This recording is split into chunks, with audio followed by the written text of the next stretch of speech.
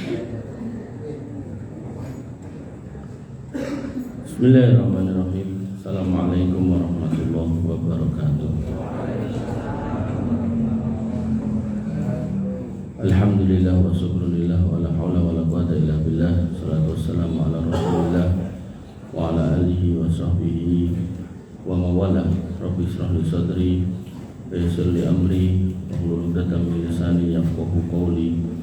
Bapak Ibu yang dirahmati oleh Allah Subhanahu wa taala, alhamdulillah, puji syukur kehadirat Allah kita haturkan atas limpahan nikmat yang kita terima, dan kita harus selalu menjaganya, wabil khusus nikmat iman dan Islam yang kita miliki hari ini. Karena zaman fitnah, makin banyak fitnah, dan filter yang terbaik adalah iman, dan iman yang terbaik adalah iman yang terpatri di atas ilmu. Bapak Ibu yang dirahmati oleh Allah Subhanahu wa taala, dalam pelanggaran masalah iman yang paling berat adalah kesyirikan, dan dalam dosa kesyirikan yang paling samar adalah syirik tentang kecintaan, yaitu syirik mahabbah. Oleh karena itu maka pembahasannya pun jarang kita temukan.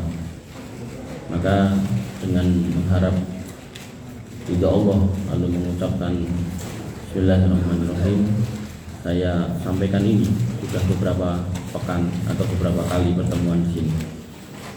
Bapak Ibu yang dirahmati oleh Allah Subhanahu wa taala, Allah Subhanahu wa taala menyebutkan bahwasanya masalah kecintaan ini banyak orang yang melanggarnya pada Quran surat Al-Baqarah ayat 165. Wa minan nasi may yattakhidhu min dunillahi andada yuhibbunahu kahubbillah. Dan di antara manusia ada orang-orang yang menyembah tandingan selain Allah, mereka mencintainya sebagaimana mereka mencintai Allah. Jadi Allah menyebutkan perbuatan jelek saja menyamakan dalam cinta itu sudah jelek, apalagi lebih. Karena orang yang aku beriman harus melebihkan cintanya kepada Allah, bukan menyamakan dengan yang lain. Sehingga Allah pada ayat yang sama menyebutkan walladzina amanu asyaddu hubbalillah.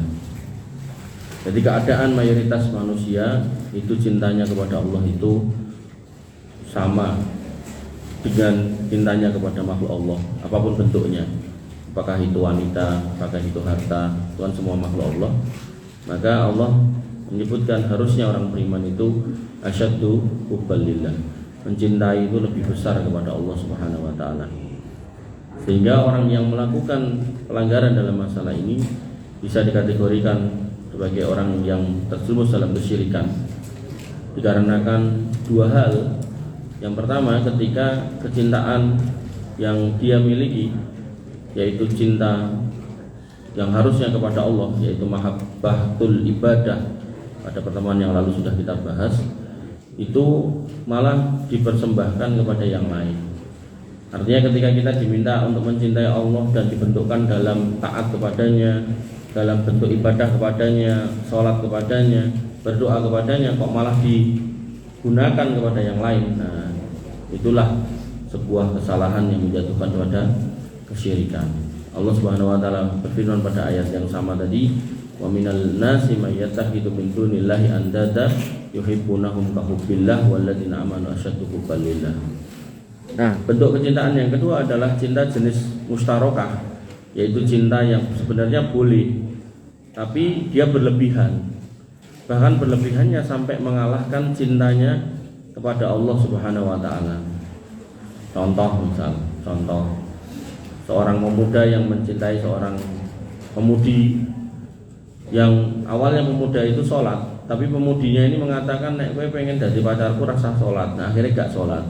Nah, maka dia selain meninggalkan sholat, dia bisa masuk dalam dosa kesyirikan soal mahabbah.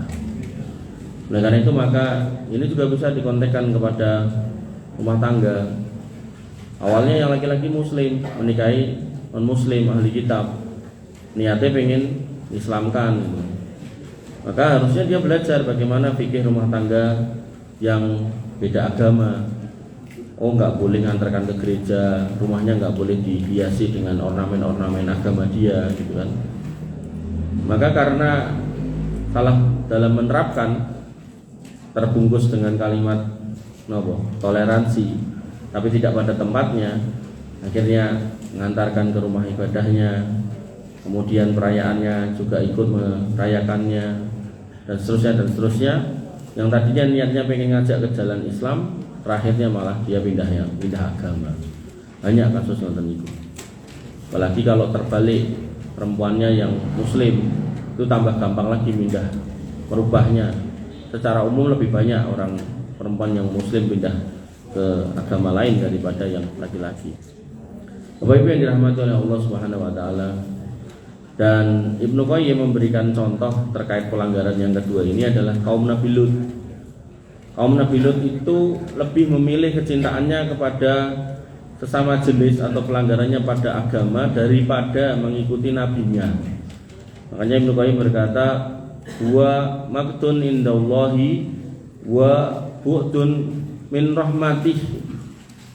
Ia adalah kemurkaan di sisi Allah dan jauh dari rahmatnya. Wa huwa adarru syai'in 'alal 'abdi fi dinihi wa dunyahu.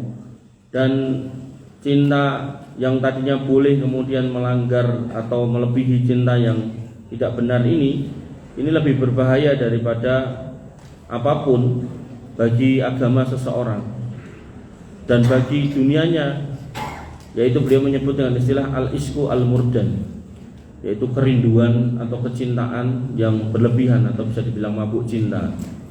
Dan beliau mencontohkan wa hadhil mahabbatu hiyallati jalabat ala qaumi Lut ma jalabat.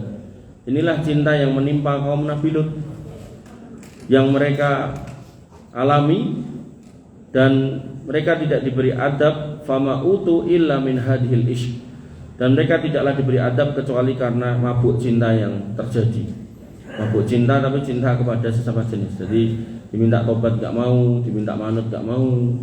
Bahkan Nabi Lut menawarkan putranya, Nabi Lut, ora usah ngalang-alangi kami untuk mendapatkan tamumu, dan seterusnya. Maka posisi-posisi seperti itu akan menempatkan Allah Subhanahu wa taala bukan yang pertama tapi nomor yang kesekian. Disitulah kemudian Allah bisa mendatangkan kemurkaan yang luar biasa.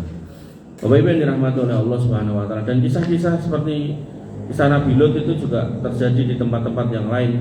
Ada Pompei terjadi seperti itu. Kalau di Indonesia dulu ada Gunung Legateng itu orangnya kalau habis panen itu foya-foya enggak karu-karuan. Kandani piye-piye pokoknya orang efek. Ngapain kamu ngandani saya, wong kami orang sugih.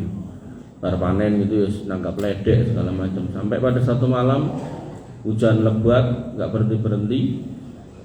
Halilintar menggelegar kenceng sampai akhirnya dua gunung kiri kanan gitu.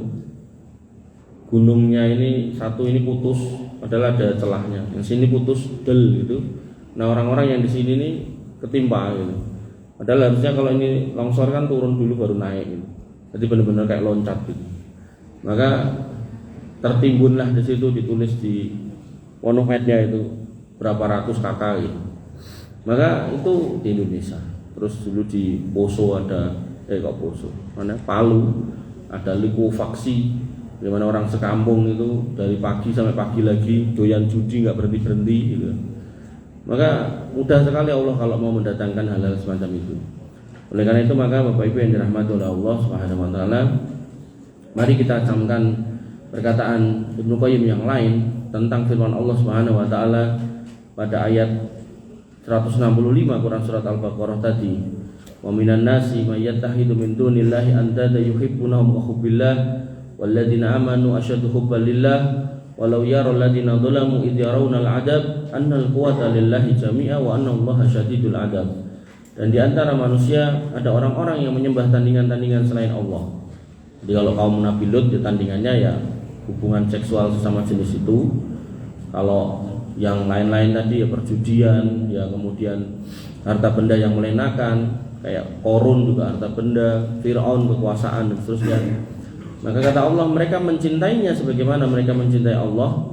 Adapun orang beriman sangat besar cintanya kepada Allah. Dan seandainya orang-orang yang berbuat dolim itu mengetahui ketika mereka melihat siksa pada hari kiamat bahwa kekuatan itu semuanya kepunyaan Allah, dan bahwa amat besar siksanya, niscaya mereka akan menyesali perbuatannya di dunia. Ibnu Qayyim menafsirkan ayat ini dengan berkata, di dalam ayat ini Allah menginformasikan bahwa siapa orang yang mencintai sesuatu selain Allah seperti dia mencintai Allah, berarti orang itu telah menjadikan tandingan bagi Allah dalam hal masalah cinta dan mengagungkan. Nanti ada orang yang disuruh mengagungkan Allah malah mengagungkan kuburan. Nanti ada orang yang disuruh menghormati Allah, menyanjung Allah malah nyanjung orang mati berlebihan dan seterusnya. Maka hal-hal seperti ini harus dihati-hati. Sebagaimana perkataan Ibnu Katsir dalam rangka menafsirkan ayat yang sama tadi, ketika orang musyrik menjadikan tandingan bagi Allah berupa sesembahan, patung-patung, mereka mencintai sesembahan itu seperti mereka mencintai Allah. Maknanya mereka menyamakan patung yang mereka sembah dengan Allah dalam hal cinta dan pengagungan. Maka disitulah mereka jatuh dalam kesyirikan.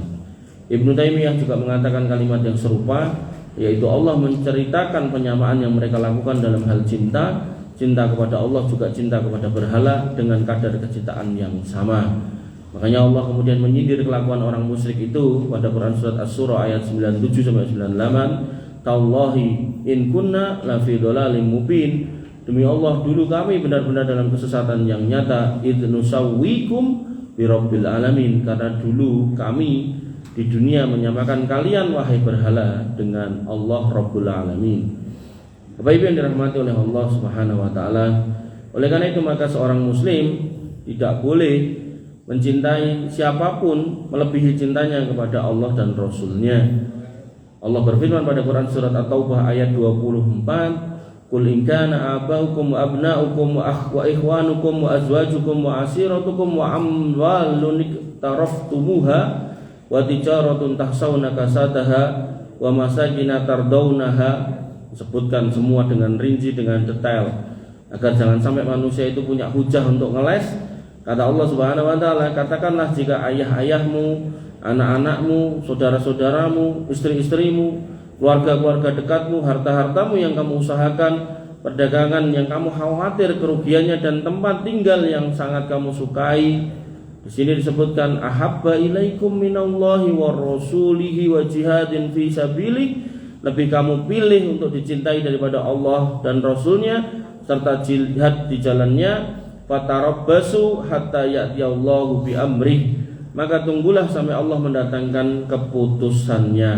Wallahu la yahdil qaumal fasikin, dan Allah tidak memberikan petunjuk kepada orang-orang yang fasik. Dari sini maka tidak ada sebab kita untuk bisa mencintai selain Allah, bahkan lebih besar daripada cinta kita kepada Allah. Makanya dalam bab orang tua dengan anak, bagaimana Nabi Nuh alaihissalam ketika dikecewakan oleh putranya, yang mana putranya diminta untuk naik ke kapal nggak mau, dan benar-benar nggak mau, bahkan menantang bapaknya, aku akan berenang ke puncak gunung tertinggi dan aku akan selamat. Tapi bapaknya pun mengatakan nggak bisa, ini sudah adab Allah, nggak mungkin kamu selamat. Maka anaknya tetap memilih jalan itu, dan kemudian bapaknya nggak bisa banyak berbuat, tapi kemudian mengiba kepada Allah Subhanahu wa taala untuk minta diberikan dispensasi, keringanan, karena anaknya sudah pilih jalan. Tapi kata Allah Subhanahu wa taala, huwa laisa min ahli, dia bukan anakmu, bukan keluargamu. Innahu amalun ghairu sholih, pilihannya bukan pilihan yang sholih, amalnya bukan amal sholih. Maka kecintaan bapak menembus batas sehingga mengiba kepada Allah untuk diampuninya anaknya yang sudah kafir, tapi Allah tetap enggak mau. Hal yang serupa terjadi sebaliknya dari seorang anak yang sholih, yaitu Ibrahim alaihissalam kepada bapaknya. Bapaknya memilih kekafiran dan kemudian berjumpa dengan bapaknya di akhirat, dan kemudian Ibrahim alaihissalam mengatakan, loh Pak, mbok jawab biyen manut gitu. Kata bapaknya, saiki aku manut. Kemudian Ibrahim pun minta ampun kepada Allah, tapi kata Allah, sudah enggak ada ampunan Ibrahim buat orang kafir, dan kamu tahu itu. Makanya Ibrahim alaihissalam sudah menyerah, enggak bisa, dan seterusnya dan seterusnya. Maka iman fillah azani Allah wa iyyakum, maka kita tentu punya tadi yang disebutkan, orang tua, keluarga, anak, harta benda, rumah, usaha. Maka jangan sampai itu semua mengalahkan cinta kita kepada Allah. Gampangnya ngeten. Jangan sampai anak kita menjadikan sebab untuk kita enggak sholat. Jangan sampai usaha kita menghalangi kita untuk ke masjid. Jangan sampai keluarga kita menjadikan kita orang-orang yang tidak beribadah kepada Allah Subhanahu wa taala. Harusnya semua itu yang tadi disebut itu adalah nikmat Allah. Harusnya itu menjadi sebab kita makin dekat kepada Allah. Ketika jenengan diberikan harta, maka harusnya jenengan makin dekat kepada Allah. Ketika jenengan diberikan kesehatan, maka harusnya itu menjadi sebab jenengan makin rajin beribadah. Ketika jenengan diberikan pasangan, diberikan putra, harusnya bareng-bareng bergandengan tangan untuk beribadah ke jalan Allah Subhanahu wa taala. Itu yang sebaiknya dan seharusnya. Adapun yang sisanya, yang sebaliknya, maka itu tentu adalah sebuah kondisi yang kurang tepat. Oleh karena itu maka kita ikrarkan sehari 17 kali minimal iyyaka na'budu wa iyyaka nasta'in. Di situ kita berikrar kepada Allah kalau kita hanya akan menyembah Allah dan hanya akan minta pertolongan kepada Allah. Oleh karena itu maka tidak boleh ada alasan kita kemudian menyembah selain Allah atau kemudian meminta pertolongan kepada selain Allah.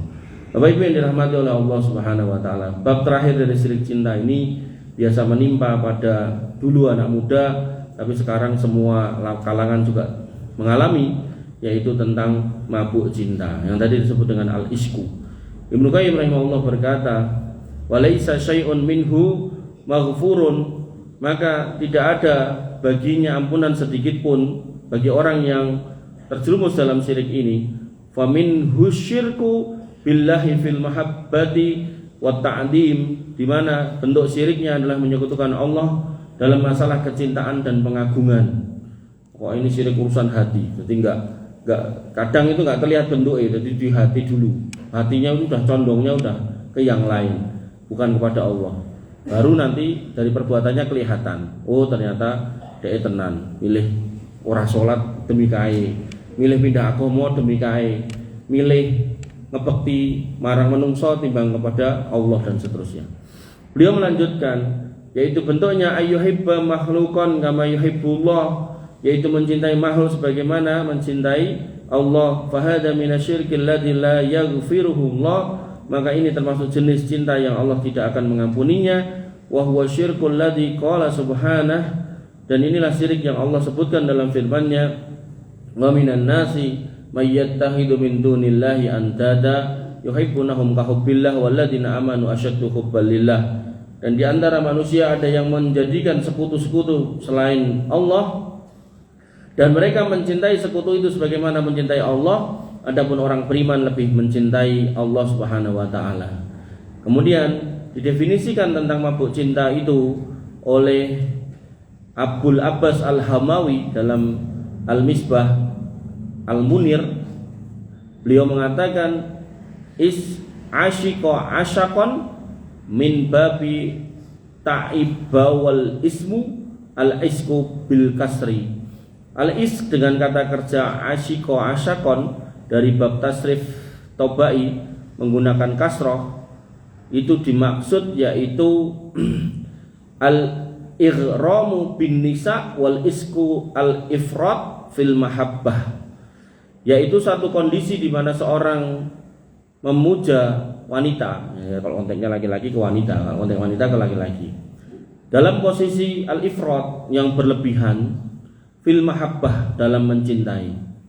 Wa rajulun asyikun wa imra'atun asyikun aidon, dan ini terjadi pada laki-laki dan juga wanita. Kemudian para ulama menyebutkan dalam Diwan Al-Aqsa, aku melihat sebuah kebodohan ketika seorang sudah tertaut hatinya dengan pujaan hatinya, dan itu akan makin terlihat ketika dia menjauh dari Tuhannya. Kemudian Ibnu Qail Al-Hambali rahimahullah berkata dalam Al-Adab Asy-Syar'iyyah wal Minah Al-Mar'iyah, dia mengatakan tidaklah asmara itu melainkan pekerjaan para pengangguran, dan jarang sekali menimpa orang yang sibuk di jalan Allah, baik sibuknya bersifat duniawi maupun perdagangan, ataukah sibuk dengan ilmu-ilmu agama atau ilmu-ilmu yang bersifat hikmah. Kemudian Ibnu Jauzi rahimahullah berkata dalam Dzabul Hawa, dia berkata asmara, dimabuk cinta, termasuk bentuk rendah dari sebuah kemauan, ia adalah kesibukan orang yang tidak memiliki aktivitas, yang mana kerjaannya adalah membayangkan orang yang dirindukannya dalam kesendiriannya, membayangkan orang yang dirindukannya agar terus muncul di dalam hatinya. Maka jika hatinya sibuk dengan selain yang semestinya dicintai, maka cinta dan kerinduan tersebut akan mudah hilang, dan yang diraih dari asmara itu hanyalah sebuah kehambaan belaka. Kemudian Ibnu Qayyim Al-Jauziyah berkata dalam Zadul Ma'ad fi Hadi Khairil Ibad, beliau berkata, gejolak cinta merupakan jenis penyakit hati yang memerlukan penanganan khusus, disebabkan perbedaan dengan jenis penyakit lain, baik dari segi bentuk, penyebab maupun terapinya. Jika telah menggerogoti kesucian hati manusia dan mengakar dalam hati, maka sulit bagi dokter untuk mencari penawarnya, dan penderita tersebut justru akan makin sulit disembuhkan. Jadi dia berpendapat ini penyakit yang luar biasa. Nek nggak paham ini penyakit apa, itu biasanya tetap salah obat gitu kan. Makanya ada kisah itu, saya pernah dengar itu, ada seorang wanita itu yang saking cintanya sama suaminya gitu, yang sama keluarganya diminta untuk pisah gitu, karena suaminya ini ternyata bukan orang kaya gitu. Begitu kemudian cerai, langsung seketika gila gitu. Dan itu sampai hari ini masih gila. Jadi saya bertanya, kok ini sampai tua gila? Katanya ya ceritanya kayak gitu gitu. Maka Bapak Ibu yang dirahmati oleh Allah Subhanahu wa taala, maka kasmaran itu bisa menutup semua aib dari pujaan hati. Jadi yang tadinya itu mungkin jelek ya jadi baik, bahkan mungkin ngapunten ya, ngentut sing mambu itu susah dadi wangi gitu kan. Makanya disebutkan dalam sebuah kalimat, hawituka idh aini alaiha isyawatun, kecintaanku kepadamu menutup mataku atas semua yang ada pada dirimu kalau itu jelek-jelek. Falamman jalat qata'tu nafsi alumuha, namun ketika terlepas cintaku maka semua aibmu nampak kelihatan. Makanya orang yang baru PDKT itu pokoknya wabeh niku ketok wape gitu kan. Sempurna gitu. Begitu kemudian nikah lah wis, ternyata kok ora tau adus. Ya itu memang seperti itu. Jadi hampir tiap hari kalau belum dinikahi atau pas pendekatan itu hampir tiap hari mandinya bukan pakai air, pakai parfum gitu kan. Oh, ini pengalaman. Bareng wis nikah ya parfum baru parfum gitu. Adusnya sosok lali gitu kan. Ya, Bapak Ibu yang dirahmati oleh Allah Subhanahu wa taala. Maka Ibnu Mu'taz rahimahullah berkata, meskipun hatiku rindu kepadamu, namun harga diriku tidak akan tunduk kepada kadar cintaku. Artinya ngeten. Ada kisah juga ini di satu kampung saya ngerti itu. Ada seorang adik ipar itu nyenengi kakak iparnya gitu. Tapi kakak kandungnya masih hidup. Tapi dia tahu harga dirinya itu harus dijaga. Ini loh, ini yang susah ini. Karena rata-rata orang lebih baik gak punya harga diri gitu. Makanya harga itu di mana-mana semua naik, kecuali harga diri gitu. Banyak yang turun.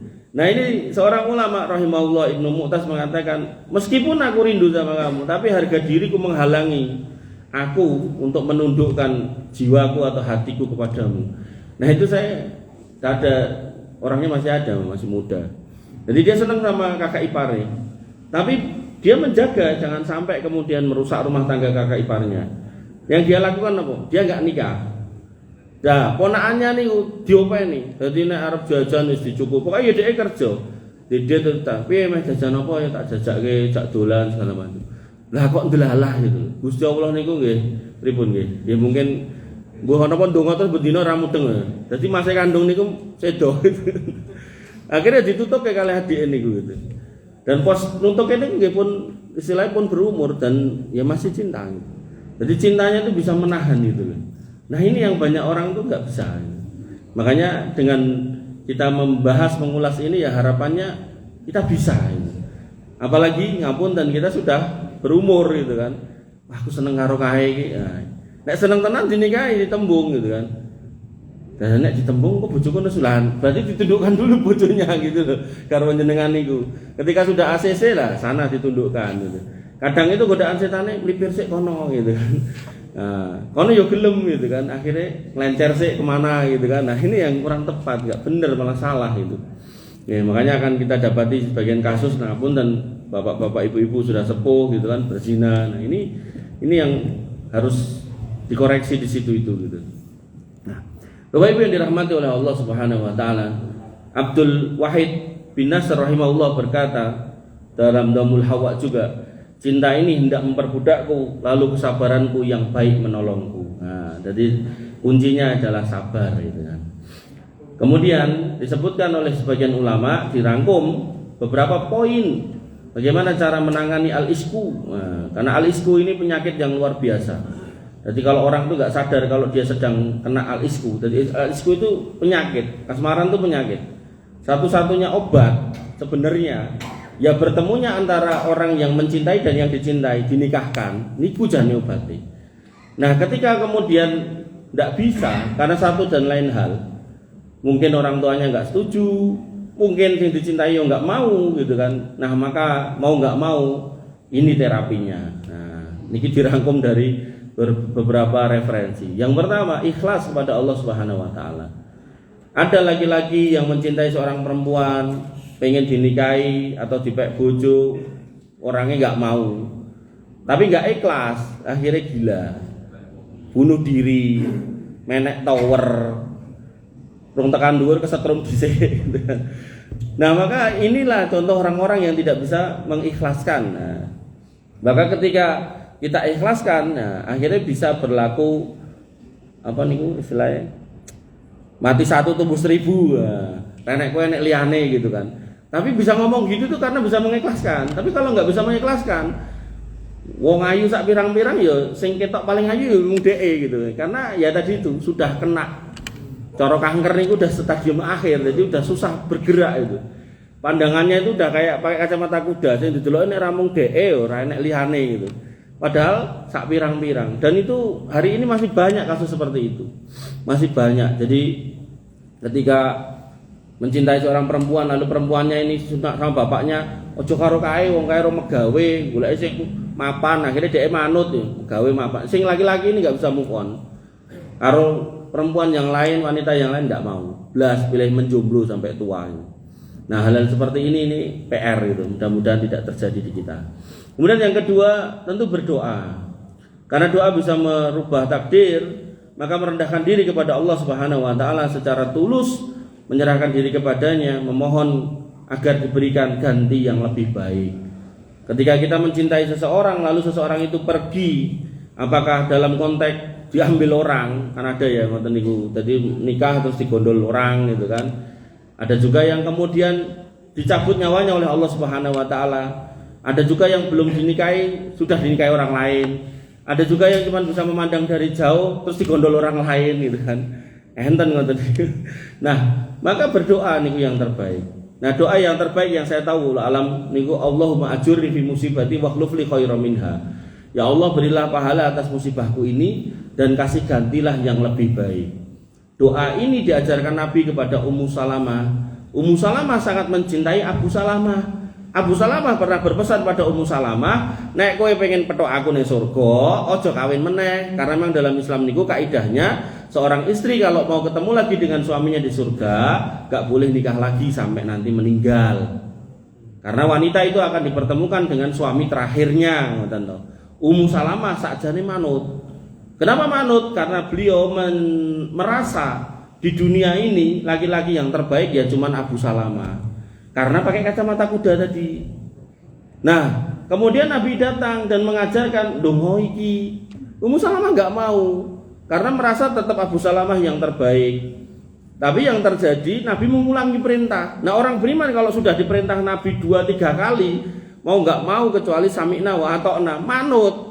Tapi ya mungkin dalam hati berpikir lah sopo sing luwih apik tinimbang Abu Salamah. Tapi ya tetap berdoa, Allahumma ajurni fi musibati wa khluf li khairan minha. Dan begitu itu diucapkan, Ummu Salamah dilamar oleh Nabi Muhammad. Ya udah, nggak berani toh ngomong kalau Nabi Muhammad nggak lebih baik daripada Ummu Salamah. Wong faktanya memang nggak demikian, kan gitu. Akhirnya jadilah ibunda kaum muslimin Ummu Salamah ini yang nanti dalam satu riwayat Ummu Salamah ini karena merasa sudah berumur, maka kemudian hak gilirnya diserahkan kepada ibunda Aisyah. dah sama Aisyah saja. Tapi enggak tiap hari, beberapa kali gitu. Bapak Ibu yang dirahmati oleh Allah Subhanahu wa taala. Niku nggih, Allahumma ajuri fi musibati wa khluf li khairan minha. Dan malah saya barusan terlintas tuh sampai ada orang niku punya motor kesayangan, Vespa kesayangan. Niku mau dibeli orang, terus orangnya yang mau beli niku nyoba. Nah, Vespa dulu kan nggak ada kontaknya, tinggal selah langsung nyala gitu kan. Nah, begitu nyala dicoba gitu. Ini sejam rabali gitu kan. 2 jam rabali, ternyata harus digondol. Mikir, sesuk mati Pak gitu. Guru-guru Vespa luar biasa mengerikan. Dan masih banyak orang-orang seperti itu. Makanya hati-hati gitu. Jangan sampai jenengan punya rasa cinta berlebihan pada semua unsur yang ada di dunia ini gitu. Karena mati di atas cinta yang tidak punya sebab kebaikan itu sia-sia. Saestu. Kayak cah cilik-cilik niku do mbela klub bola niku terus mati gara-gara klub bola. Emang iso mlebu akhirat gobal itu. Nyobal dadi pemberi syafaat buat aku gak bisa. Partai misal, nek di Jogja niku ajeng niku merah kalih hijau niku kerah. Dan nggak jarang nih kok ada korban jiwa. Apa bisa nanti benderanya itu dibawa, tancep belonen aku ning ngarepe Gusti Allah. Nggak bisa Pak. Makanya pembelaan terbaik kita ya kepada Allah dan Rasulnya, yang itu dibingkai dengan sebutan jihad fisabilillah. Artinya kalau itu sudah konteksnya seperti itu, maka atas dasar itu maka ya insya Allah kematian itu pun juga kematian yang terbaik. Tapi kalau kemudian tadi itu demi partai, demi golongan tertentu, kelompok tertentu, bahkan anak-anak SMK yang tawuran tekok itu ngopo tawuran? Lah dhek nyerang aku kok. Lah iya nyerang kowe ngopo? Ora ngerti. Sing kono ditekoki lah kowe nyerang kono ngopo? Ya ora ngerti gitu kan. Karena kami sudah mendarah daging punya apa istilahnya dendam kesumat yang diwariskan, yang turun temurun. Nah, warisan kok elek gitu kan. Nah, maka hal-hal seperti ini perlu dikoreksi gitu. Makanya ada anak SMK kadang tuh bawa tas niku tasnya gede itu, isinya buatan buku arit gitu. Ya nek zaman biyen ini nggih nyarit, niki nggih nyarit gulune wong gitu. Nah, maka hal-hal seperti ini wah mengerikan. Kecintaan yang salahnya. Kemudian yang ketiga, tentu ini yang sulit gitu kan, tapi ya harus dilakukan, menahan pandangan. Maka jika bisa menahan pandangan, semua yang berhubungan dengan pujaan hati. Makanya saya ada cerita lagi nih, bapak umur 68 tahun. Saya kenal betul orangnya, sampai meh tak goleke bojo beberapa kali gagal gitu kan. Pas saya diajak masuk ke rumahnya, ternyata foto mantannya itu masih telecek neng omahe. Saya bilang gini, "Om, ngapain nempel ini?" Bukan Om John, Om John enggak. Saya kalau sama orang yang agak sepuh tak sebut Om gitu. Ning sanes Om John ini. Enak Mbak itu seneni. Coba kowe Thomas. Jadi saya bilang, ngapain foto ini masih di sini gitu kan? Ini mantan jenengan. Iya. Ngapain di sini? Ya kan dia pernah jadi istriku. Terus urusannya apa? Saat ini dia wis nikah. Wis ngono. Saya meneh wis nikah. Salah gitu kan. Suwek, gua bakar. Enggak usah rumah itu dipajangi foto, malaikat gak gelem mlebu. Lah kan ngomongnya kabib-kabib kae, kabib gak usah dirungokne gitu ya. Malaikat itu nggak mau masuk Pak kalau di rumah itu ada gambar makhluk bernyawa atau patung. Nah, yang masuk nanti jin syaiton gitu. Makanya jenengan kalau punya foto dipajang diturunkan masukkan album. Walaupun itu foto kenangan terindah jenengan sama nyonya, sama ibu, memang masuk ke album mawon. Patung-patung yang ada niku diketoki dibuang. Nek entuk kayu nggih kayu bakar gitu kan. Nek niku watu nggih tinggi pondasi omah gitu kan. Nah, karena nggak ada kebaikan dengan nyimpan semua itu. Nah, maka Bapak Ibu yang dirahmati oleh Allah Subhanahu Wa Taala, yang ketiga yaitu nahan pandangan dari orang yang kita pernah mencintainya. Caranya ya, kalau memang arah ke timur itu nanti ketemu DE yo, dengan melipir ngidul sih terus lagi ngetan gitu kan. Jadi jangan mencari sebab untuk selalu ketemu, karena itu nggak akan pernah menyembuhkan sakit yang pernah ada. Kemudian yang ketiga, disebutkan dalam sebuah hadis, sebutkan dalam sebuah hadis, kutiba ala ibni Adam nasibuhu minaz zina. Setiap anak Adam telah ditakdirkan bagiannya dari zina. Kemudian mudrikun, yang itu sudah pasti, dzalika la mahala lata, yang tidak bisa tidak. Artinya itu disebut zina, perbuatan buruk. Yang pertama, wal ainani zinahuma an-nadhar. Yang mata, yang namanya mata itu zinanya dengan melihat. Artinya kalau memang kita pernah punya rasa sama seseorang dan seseorang ini sudah milik orang lain, ya sudah nggak usah dilihat.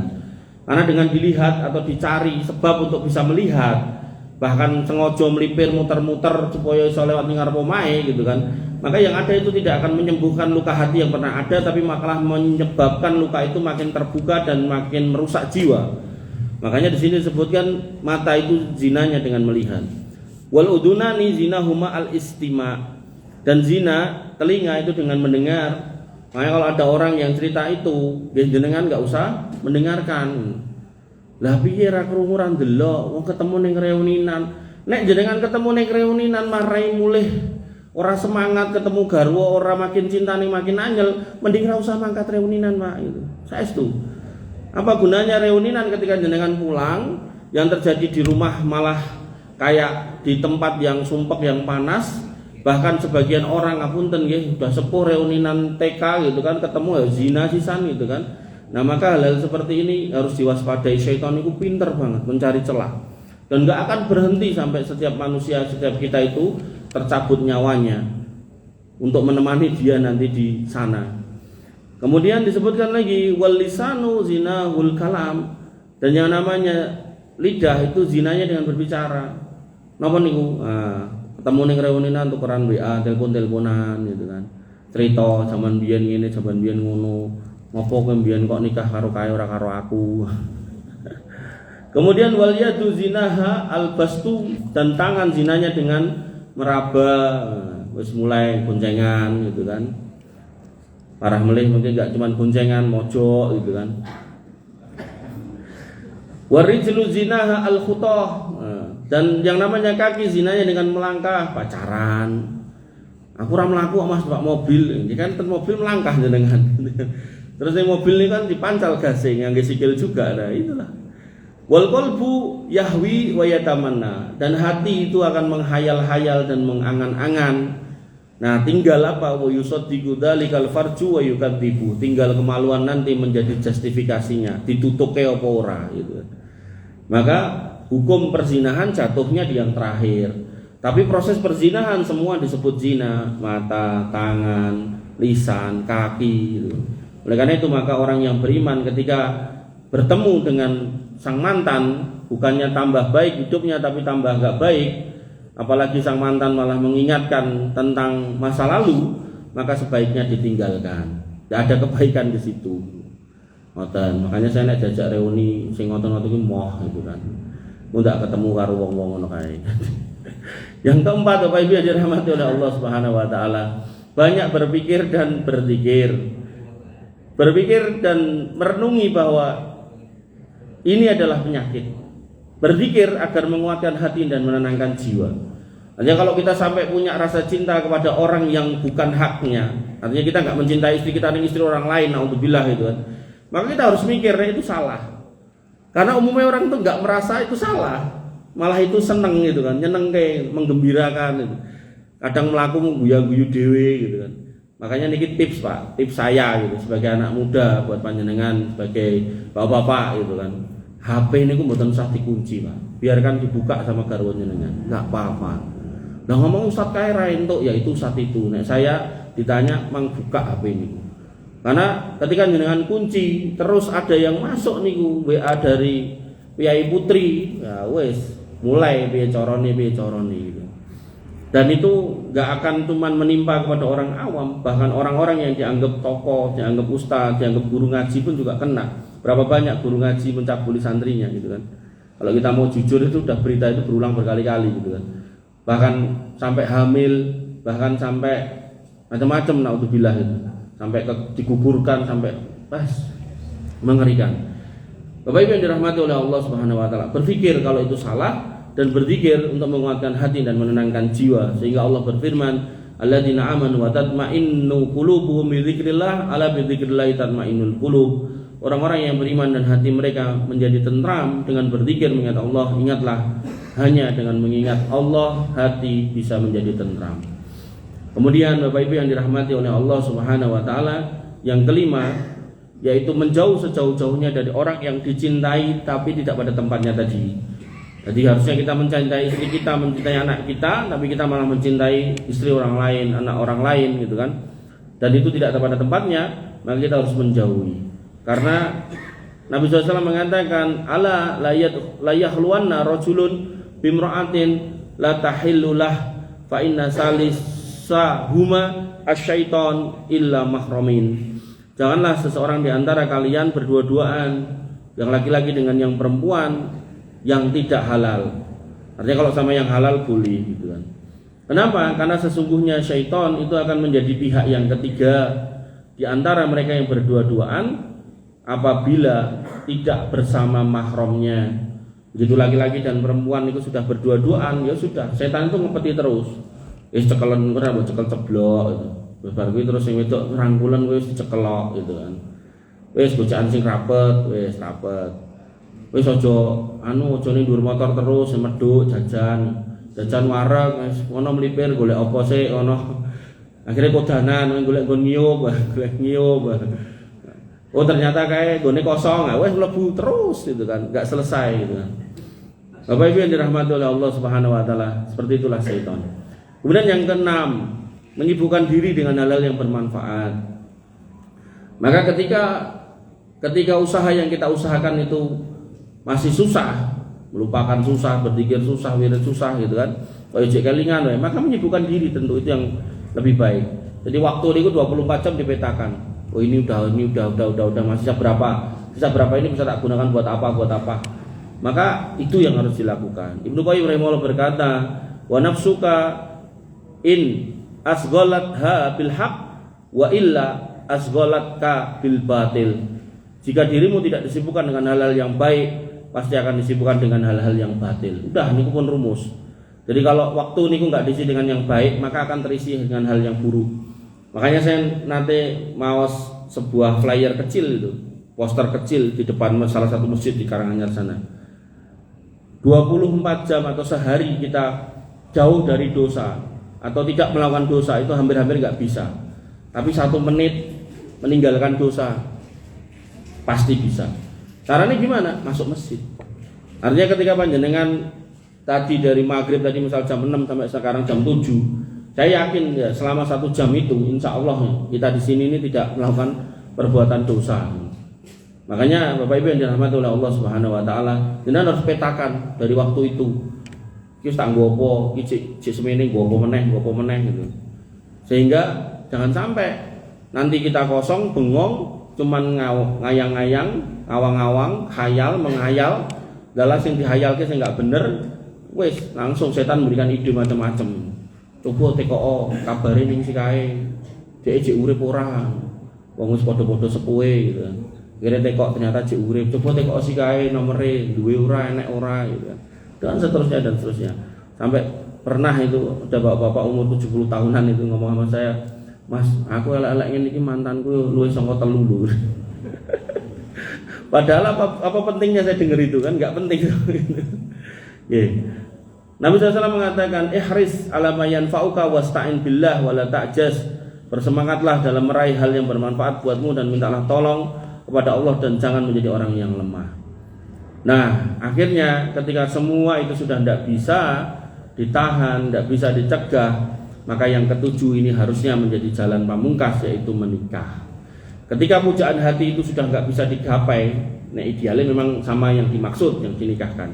Tapi ketika sudah nggak bisa digapai dia, maka ya harus nikah dengan orang lain, harus.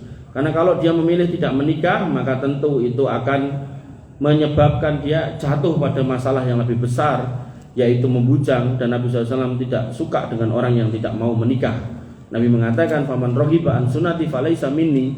Siapa yang nggak mau mengikuti sunnahku, dalam hal ini salah satunya adalah menikah, maka dia bukan golonganku. Oleh karena itu maka solusi terakhir adalah menikah.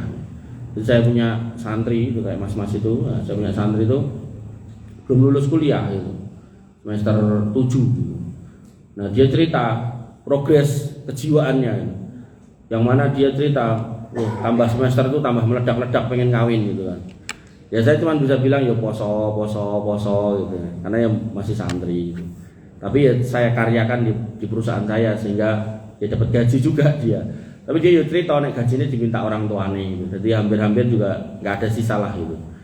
Sampai akhirnya semester 7 dia bilang sama saya udah puasa, udah ini, macam-macam yang saya suruh itu udah dilakukan kata dia. Ning saya udah mentok, angkat tangan dia bilang gitu. Terus piye Mas itu kan karena umurnya nggak terlalu jauh gitu. Jadi kadang manggil Mas, kadang manggil Tat gitu, tak karepe lah gitu. Nah, saya bilang ya wis nek kayak gitu nikah. Ning gandeng kowe cek di Pak Mbok, ngomong karo Pak Mbokmu, nek Pak Mbokmu entuk lah lagi kowe ngomong karo aku tak golekke gitu kan. Akhirnya ya gitu, ngomong sama orang tuanya ya awalnya nggak boleh gitu kan. Ya terus cerita ke saya, bapak saya nggak boleh, ibu saya nggak boleh. Itu tugas kamu lah, kamu yang nego lah, ngomong itu ada di wilayah kamu, ada di ring kamu, bukan di wilayah saya. Pokoknya saya cuma pengen dengar nek kamu sudah boleh, nah nanti tak ewangin golekke gitu kan. Hingga cerita ya, akhirnya kemudian orang tuanya boleh, ya saya carikan, lalu saya tempukkan, yo ketemu gitu kan, dan ketemu dan mau ya. Kenapa mau? Karena dua-duanya tahu pacaran itu. Jadi karena nggak pernah pacaran makanya kayak kacamata kuda. Yang perempuan lihat yang laki-laki ya kayak wong paling ganteng sak donya, ya sing laki-laki delok sing perempuan nggih ngoten kayak wong paling ayu sak donya. Akhirnya mau dan menikah. Bapak Ibu yang dirahmati oleh Allah Subhanahu wa taala, apabila mengatakan saged kula aturaken mugi-mugi bermanfaat. Poinnya kita sebagai manusia dibekali oleh hati diisi dengan cinta, dan cinta yang hakiki adalah cinta kepada Allah dan Rasulnya, lalu jihad di jalan Allah. Kurang lebih saya mohon maaf. Alhamdulillah minkum. Subhanakallahumma bihamdika asyhadu an la ilaha illa anta astaghfiruka wa atubu ilaik. Assalamualaikum.